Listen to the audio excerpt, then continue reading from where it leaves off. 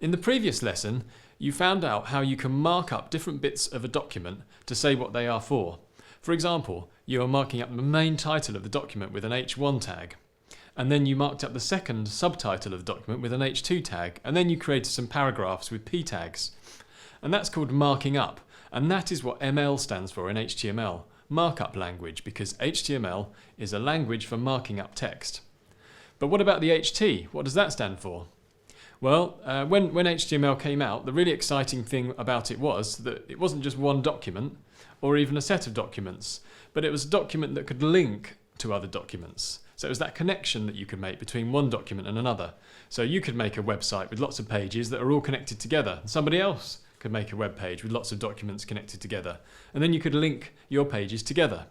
And that was very exciting at the time. And that is what the HT stands for, hypertext.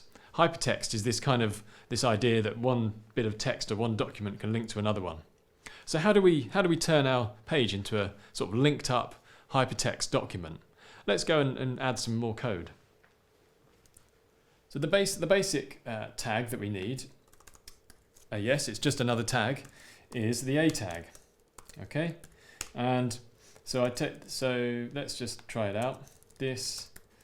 And I'm going to create a link to a document called About Me. So I'll put in the text, go to the About Me page.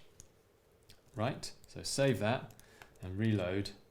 And nothing's happened yet, it's just another paragraph. But the problem with a hyperlink is you need to tell the web browser where that hyperlink goes to. So it's like it's a signpost, if you like. So well, if the user clicks on this link, I want you to go somewhere else. So it's kind of more of an active thing than just tagging up a bit of text. What we have to do is add something called an attribute. So that's the attribute there. So you can see it's inside the brackets there.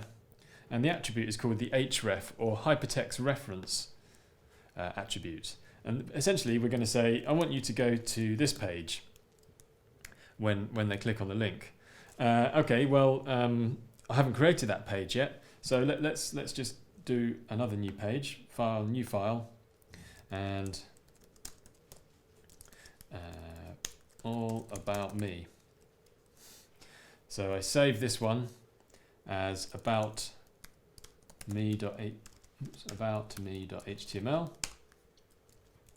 So you've probably seen, the classic thing that web pages will have a page called Contact Us or About Us or something like that. So this is my About Me page, and so I've saved that, and then I've got my document, my A tag in my index file, which links to the About Me file.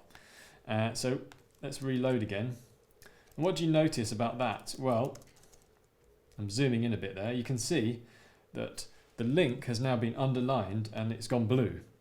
So again, this is an example of the web browser looking at our hypertext markup and just saying, oh, okay, that's a link, so I'm going to apply some formatting to make it really clear to the user that that's a link going somewhere, that it's going to do something. And there's another little thing the browser does for us as well. Let's look in detail what happens here. So here's my pointer.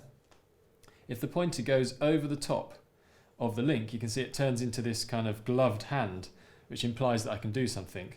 I can click on it. And if I just mouse over the other text, you can see it turns into this kind of caret mark, which allows me to select. Right, so zoom back out again. And if I click on that link, let's see if it works. Okay, it didn't seem to work. Well, the reason is that I've actually called my page About Me, not About. Okay, so I just update that link to say About Me instead of About. And I go back and reload the page again. Click on the link. It works now. I'm going to zoom that one into the same level so that they look equivalent. Okay, so I've just made a hyperlink. I've linked from the index page through to the About Me page.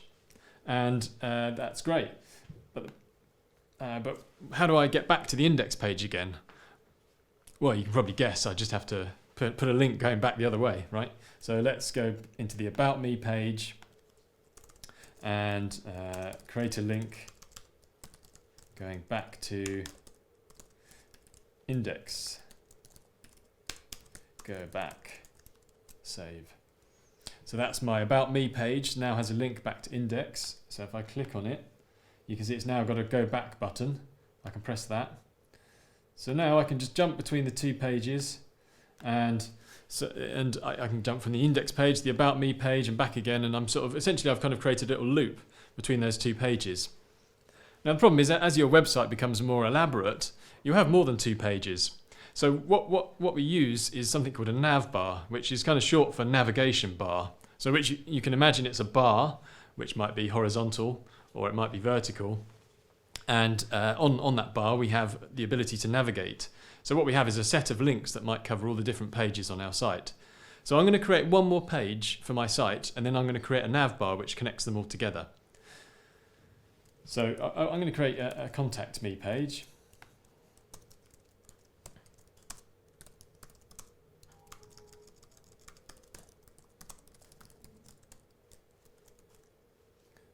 Okay, so that's just the title, and I'll save that one and I'll call it contact.html.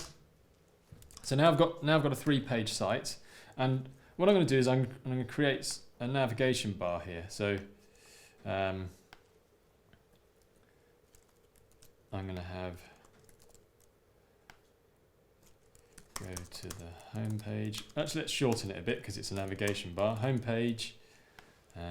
So the first link is going to go to the home page, which is going to be called index.html, which we've already created. The second link is about me.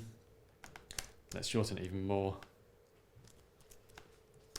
The third link is going to be the contact page.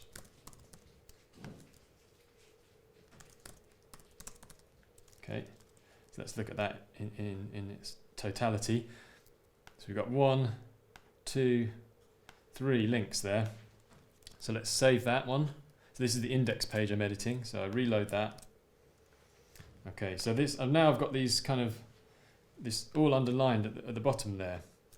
But the problem is, it looks like all those links are being kind of squashed together. But if I look at my code, actually, I've got loads of sort of spaces between the links, which is a bit of a problem. Why is it ignoring all that space? Well, that's a deliberate feature of HTML. It's called white space, and it's the idea that if there's kind of empty text between the tags, it just gets ignored. So it means that you can lay out your document in a really readable way, but when it gets rendered in the web browser, actually it just kind of removes all that unnecessary sort of noise. So if we do want to have a gap between those links, then we have to actually use another HTML feature called an entity, and I'll just show you how to do that. So we start like this, and non-breaking. So it stands for non-breaking space. Okay, so a non-breaking space essentially just means a space.